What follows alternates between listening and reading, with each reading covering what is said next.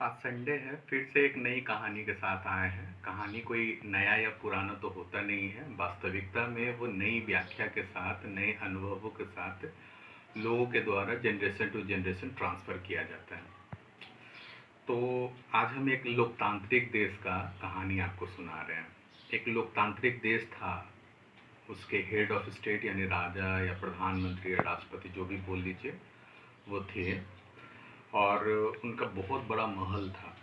और उन्होंने एक जनरस राजा थे, तो उन्होंने एक अपना बेडरूम ऐसे जगह बना रखा था कि उसका खिड़की जो है ना मेन सड़क पे खुलता था। तो इस हिसाब से वो अपने शहर या राज्य के लोगों का आवागमन देख करके वो अंदाज़ा लगाते थे कि क्या स्थिति है उस शहर का या राज्य के या देश का, जो भी बोल लीजिए।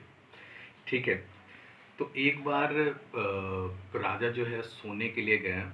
जैसे ही वो खिड़की खोले तो एक ठंड से ठिठुरता हुआ आदमी बाहर, बड़ा दुखी आदमी था, गरीब टाइप का लग रहा था।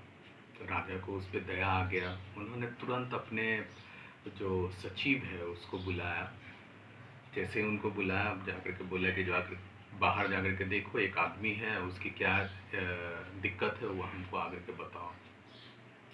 सचिव गया, थोड़ी देर बाद वापस आया तो उसने बोला कि उसको बहुत ठंड लग रहा है, उसको कंबल का ज़रूरत है। राजा ने बोले ठीक है, उसको जाकर के एक कंबल दे दो।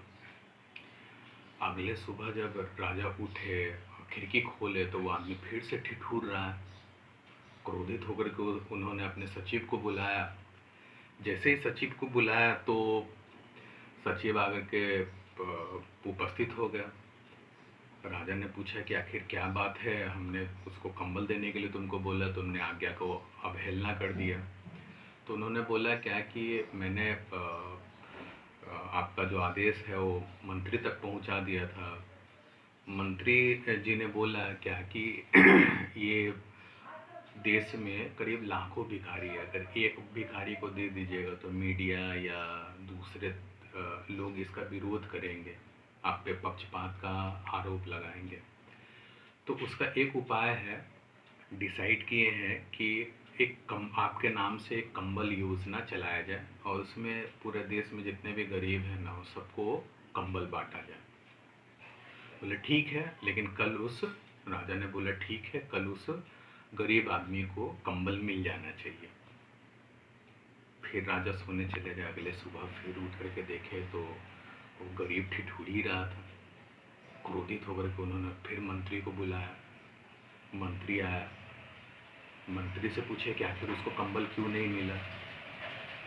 तो उन्होंने बोला कि इतना शॉर्ट टर्म आपका स्कीम था कि इसकी ऑडिट होना ज़रूरी था, बिना ऑडिट का अगर ऐसा कर देते तो हम लोग के सरकार पे बहुत सारे लांछन लग सकते हैं। राजा ने बोला जल्दी ऑडिट कराओ और जल्दी उसको कंबल भिजवाओ।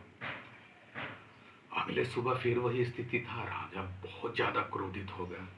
उन्होंने मंत्री को बुलाया। मंत्री आगे के बोले कि अब ऑडिट तो हो चुका है, लेकिन एक शॉर्ट टर्म कोटेशन वगैरह एक निकालना पड़ेगा ताकि उतने कंबल का व्यवस्था हो सके। अब राजा फिर विवश थे। उन्होंने बोला ठीक है, लेकिन कल उसको मिल जाना चाहिए। कल सुबह राजा उठ करके देखते हैं तो बहुत सारा भीड़ लगा हुआ होता है उस भिखारी के पास। जब अपने सचिव को बुला के बोलते जाकर के देखो क्या हुआ, तो सचिव आकर के बोला कि उस भिखारी की मृत्यु हो गई। अब क्रोधित राजा जो है वो मंत्री को बोले कि ऐसा क्यों हो गया, मेरे आदेश के बावजूद ऐसा क्यों हो गया। तो उन्होंने बोला क्या है कि कंबल वगैरह सब मिल गया।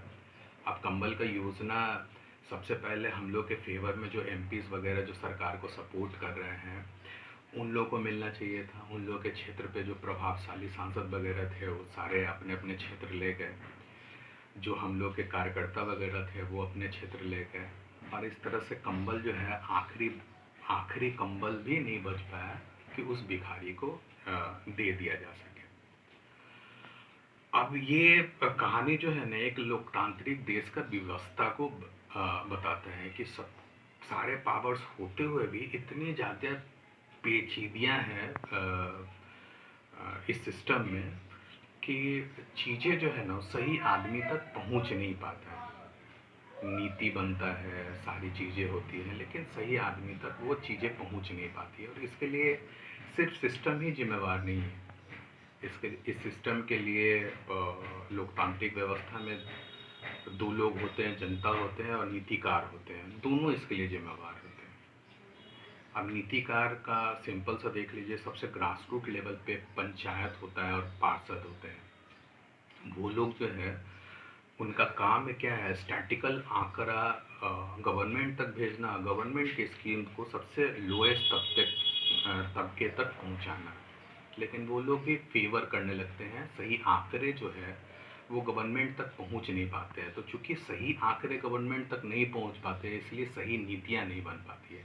तो किसी भी लोकतांत्रिक व्यवस्था में स्टैटिक्स का बहुत ज़्यादा इम्पोर्टेंट होता है। स्टैटिस्टिक्स जब तक सटीक नहीं होगा तब तक सही आंकड़े नहीं बन पाएंगे, और वही होगा कि राजा के चाहने के बावजूद जनता बेबस और मुश्किल में दिखेगी।